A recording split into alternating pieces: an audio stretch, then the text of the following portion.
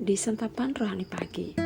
Judul renungan kita pagi ini adalah Masa Sukar. Kita baca dalam 2 Timotius 3 ayat yang pertama. Ketahuilah bahwa pada hari-hari terakhir akan datang masa yang sukar. Sahabat, dalam kitab Mazmur dikatakan masa hidup kami 70 tahun dan jika kami kuat 80 tahun dan kebanggaannya adalah kesukaran dan penderitaan sebab berlalunya buru-buru dan kami melayang lenyap. Hidup tanpa masalah itu tidak ada, sahabat. Musa pun mengakui bahwa kebanggaan hidup manusia adalah kesukaran dan penderitaan. Selama kita hidup, kita tak akan bisa menghindarkan diri atau lari dari yang namanya masalah. Yang ada ialah bagaimana kita bisa menemukan jalan keluar dari setiap masalah tersebut.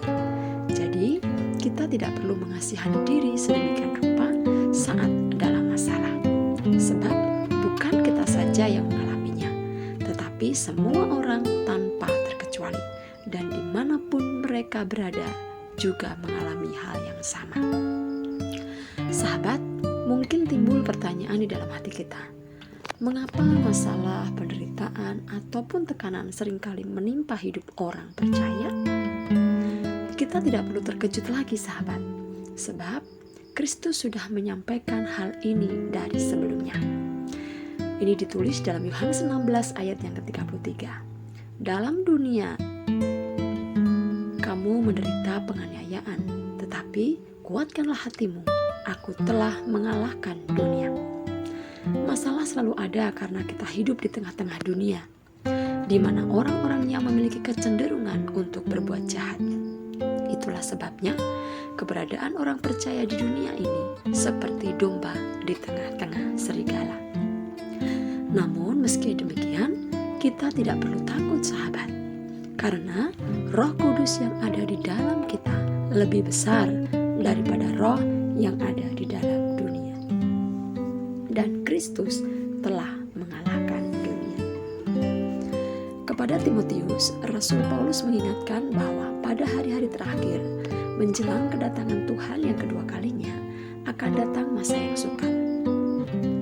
Bukankah apa yang disampaikan Rasul Paulus ini benar-benar sedang kita rasakan? Saat ini, semua umat manusia di belahan bumi manapun tanpa terkecuali mengalami masa-masa sukar di segala aspek kehidupannya. Keberadaan kita ini tak ubahnya seperti seorang prajurit yang sedang bertempur di medan peperangan. Sehingga kita tidak boleh santai, kita tidak boleh berleha-leha, apalagi sampai tertidur. Sebab jika kita lengah sedikit saja, kita akan menjadi korban perang. Maka dari itu, seperti yang dikatakan dalam Efesus 6 ayat 10, hendaklah kamu kuat di dalam Tuhan, di dalam kekuatan kuasa-Nya.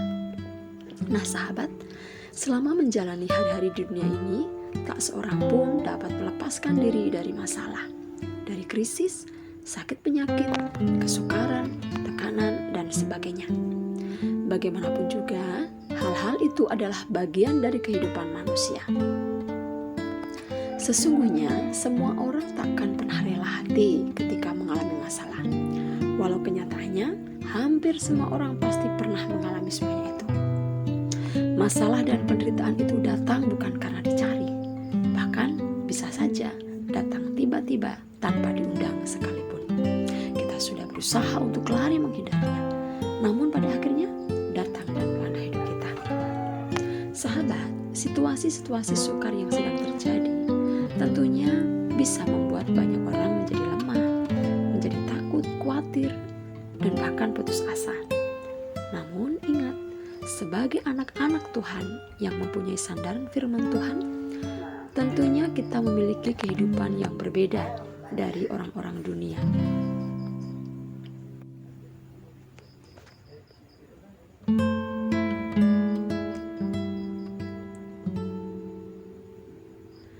Karena melalui firman-Nya, Tuhan telah memberikan kepada kita kiat-kiat dalam menghadapi masa-masa yang sukar itu. Hal yang harus kita lakukan agar dapat bertahan di tengah kesukaran yang terjadi adalah kita harus tetap berdoa. Sahabat, Doa merupakan salah satu kebenaran yang sangat penting yang dilakukan dan diajarkan Tuhan Yesus kepada semua orang percaya. Tanpa doa, kita akan mengalami kematian rohani, karena doa adalah nafas hidup kita, juga sebagai sarana mendekat kepada Tuhan dan berbicara kepadanya. Tuhan Yesus menasihati kita untuk terus berdoa dengan tidak jemu-jemu. Di segala keadaan, kita harus tetap berdoa. Mengapa demikian? Sebab doa orang yang benar, bila dengan yakin didoakan, sangat besar kuasanya. Sahabat terkasih, di dalam doa ada kuasa mengubah ketakutan menjadi kekuatan. Seperti yang dialami Yosafat ketika bangsanya diserang Bani Moab dan Amon, ia menjadi sangat takut. Lalu ia mengambil keputusan mencari Tuhan. Bahkan dikatakan ia menyerukan kepada seluruh Yehuda supaya berpuasa.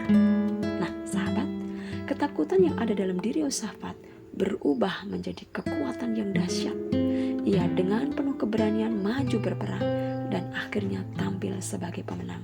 Oleh karena Tuhan turut bekerja dengan caranya yang heran dan ajaib. Dan kita pun berharap apa yang dialami Yosafat, kita pun mengalaminya.